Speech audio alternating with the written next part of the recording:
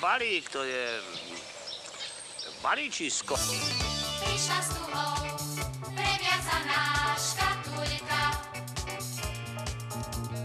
a v nej bola, a v nej bola.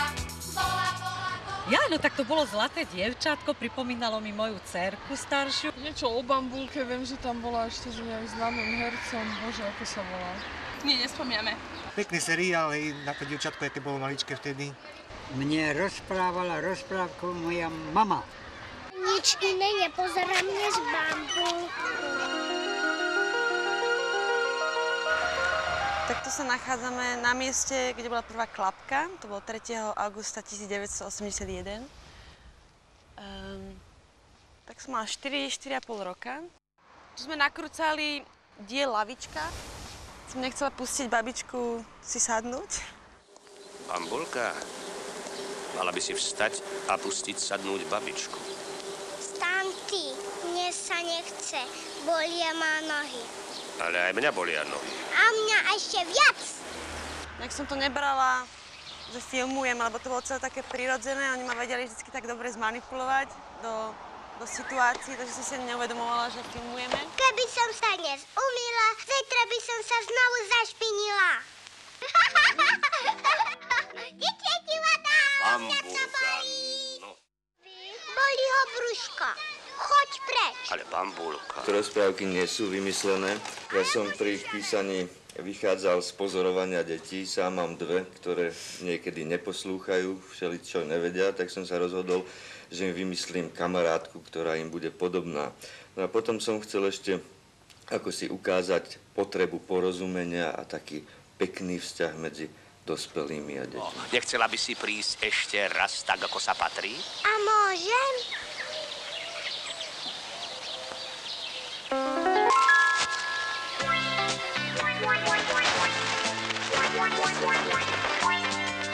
Vždy, keď niekto niekam príde, tak by sa mal predstaviť. A bez dlhých rečí svoje meno všetkým prezradiť. Ja som dedo Jozef. Podať pritom pravú ruku tu, kde nie je srdiečko. A toto je Dikino. A usmiať sa pritom, ako usmieva sa slniečko. V mojej práci sa stretávam s deťmi, ktoré majú problémy. Problémy či už v učení alebo v správaní. A hlavne pre malé deti sa mi vždy osvedčilo, keď použijem nejaký príbeh. Pretože ten príbeh pomáha s problémom. A tak som niekoľkokrát použila vlastne Bambulku, Bambulkine dobrodružstva. Páči sa mi to v tom, že vlastne ten príbeh, ktorý je tam zdôraznený cez malé dievčatko, vlastne ukáže tým deťom, čo nie je v poriadku, pretože vždy je tam nejaká situácia, kde ona robí niečo v podstate zlé a akým spôsobom by sa to malo robiť správne. Vidíš, teraz musíme preobliecť postelnú bielizeň. Jo ti pomôžem, dedo Jozef, len co už nehnevaj.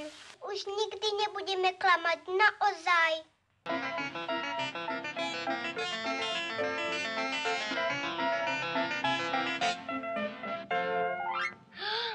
Keď sa takýto projekt robí, keď je schválený, tak nastáva dosť úmorná práca teda nájsť detského predstaviteľa. Ja som chodil po všetkých školkách. Ja som vždy prišiel, dobrý deň, ja som režisér z televízie a hľadáme toto, prosím vás, môžem si pozrieť detičky, ako sú. Prišiel som do triedy, všetci boli vždy veľmi ochotní a potom som povedal, no tak detičky, kto nám niečo zarecituje, hej? No vždy sa nejaké prihlásili a zarecitovali. Ja som si napísal, bol vyhlásený konkurs, no a prišlo veľa detí a proste tak tam chodili a tam mi tak skúšali zaspievať.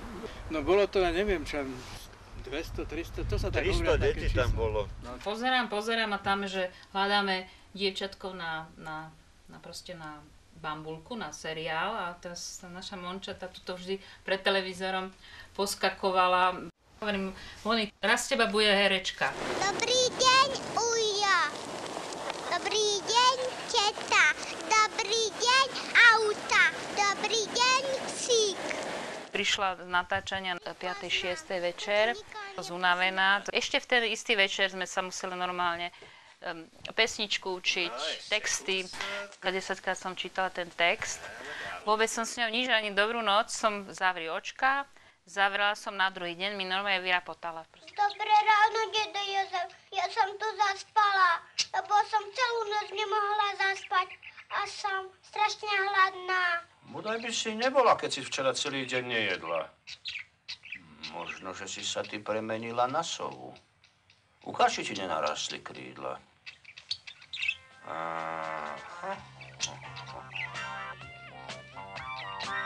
Nenarastli. Nie sme ani netopiere, nie sme ani sovy.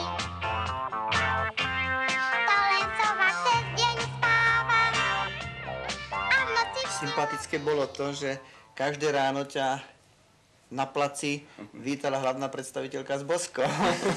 Takže pracovný deň začína vždycky milo, pekne. No, boli chvíle ťažké, ale vždycky príjemné, lebo tie nároky na Bambulku boli skutočne veľké po obrazovej stránke. Bambulka mala také hracie priestory, že hrala, spievala na stromoch, hrala, spievala na strechách domu. Na streche lode. Na streche lode, kde teda musela prejaviť aj určitú dávku odvahy.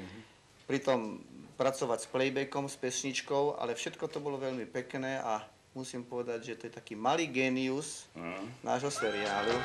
Nie je to žiadna novota, že čistota je pol života, že ten, kto sa bojí, mi zľa Páči sa mi, že sú tam aj pesničky, pretože tie deti si zapamätajú krásne, jednoduché slová, ktoré v tej pesničke sú. A tak vlastne im ostane v pamäti nejaký ten príbeh a ostane im pesnička, ktorú si môžu zaspievať. A sami sme to skúšali s deťmi v skupine, kde si vlastne spievali pesničku a na základe toho urobili nejakú činnosť, ktorú mali.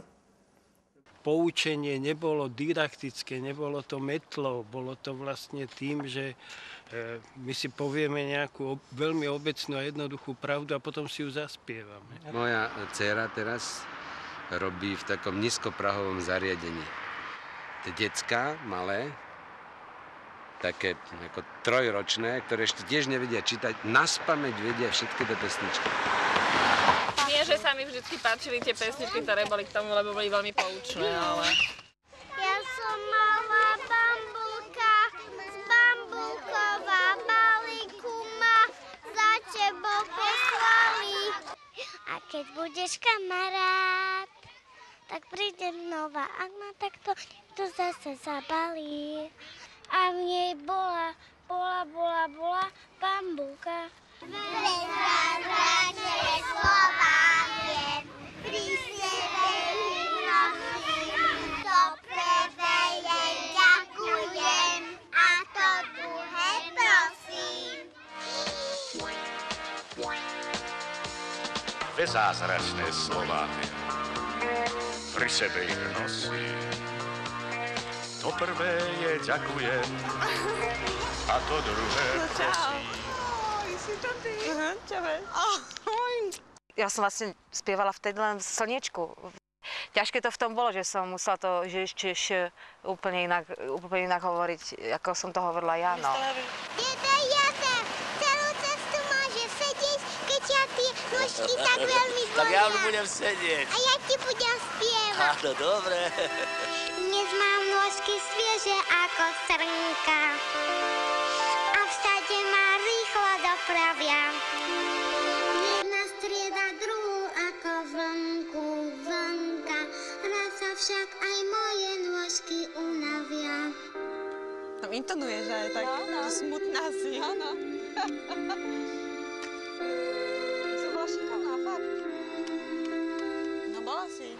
Zásadne okrem toho posledného dielu nič nejak veľmi neprepracovávalo, až na ten posledný diel, kedy som ja poslal Bambulku späť do Bambulkov a Jura dosiaľ hovorí, že tie deti sa zbláznil. Odosielateľ dedo Jozef Bratislava, 23 kg aj s kufrom. Deti, ktoré vedia zdraviť, upratať, umývať sa a tak ďalej, čiže deti vychované, sa do Bambulkova posielať zakazuje. Ďalší, prosím. Čo budeme robiť, dedo Jozef?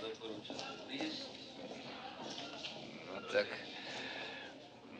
Zostaneš u mňa. Súhlasíš? Hurá! Dedo Jozef, hurá!